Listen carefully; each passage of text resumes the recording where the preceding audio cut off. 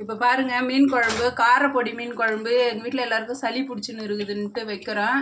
இப்போ இந்த மீன் குழம்பு வைக்கும்போது நம்ம என்ன செய்யணும், குழம்பு நல்லா அப்படி கொதிக்கும் போது பூண்டு மிளகெல்லாம் வந்து மிளகு சீரகம் பூண்டு இதை நல்லா நம்ம ஒன்றும் பாதியமாக இடித்து இப்படி தூவி விட்டுடணும்.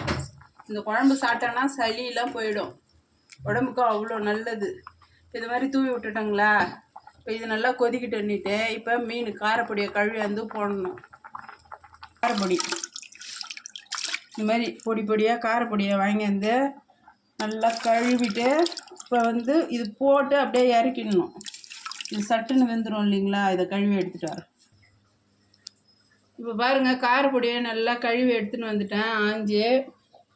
இப்போ இதை போட்டு அப்படியே இறக்கிடணும். இது சட்டுன்னு வெந்துடும்.